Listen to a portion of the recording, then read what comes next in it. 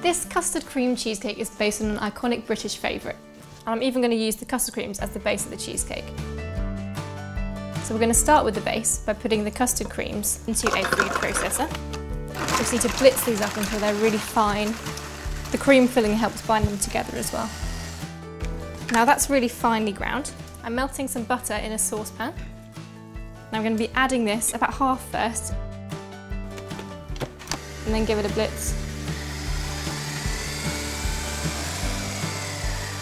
And you can pour the rest down into the mixture as it's running. And now it's all clumped together inside the mixer. It's ready to press into a lined tin. I'm using a tin with a removable base because it makes it a lot easier to remove the cheesecake at the end once it's chilled. Tip the base mixture into the tin and then use a spatula or the back of a spoon to press it into an even layer. It needs to be nice and compact so it doesn't fall apart once you've got the cheesecake layer on top. And now that's nice and smooth, it's ready to go into the fridge for about half an hour so the butter can set and the base will be firm. Whilst my base is chilling in the fridge, I'm going to make the cheesecake filling. So I've got some cream cheese in a bowl, and into that I'm going to be adding some double cream and some caster sugar. And I want to use a spatula to beat these together until they're really nicely combined. You need to use full fat cream cheese, or your cheesecake might not set properly.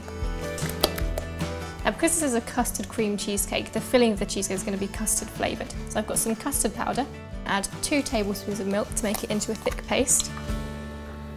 I'm going to pour that into the cream cheese mixture. And now beat those together. It should change into a lovely vibrant yellow colour.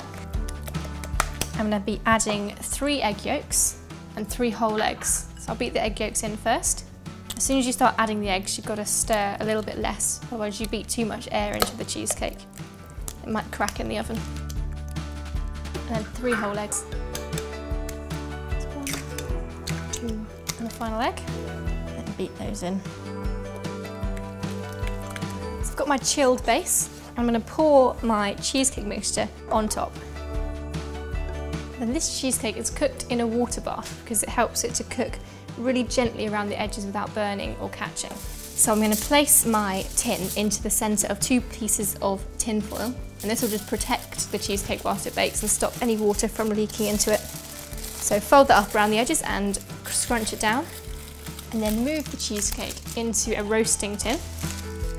And I've boiled a kettle, and I'm going to pour the water into the roasting tin until it comes about halfway up the cheesecake.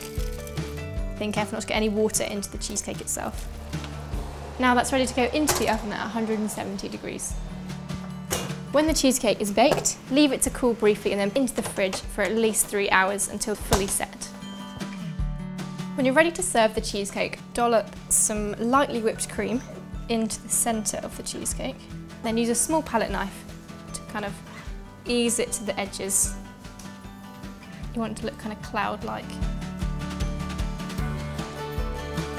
And I'm going to arrange a few custard creams on the top of the cheesecake. It's important to put them on just before you serve, otherwise they can go a bit soggy. And then crumble a few over the top of the cheesecake. And then this is ready to serve as a really indulgent dessert.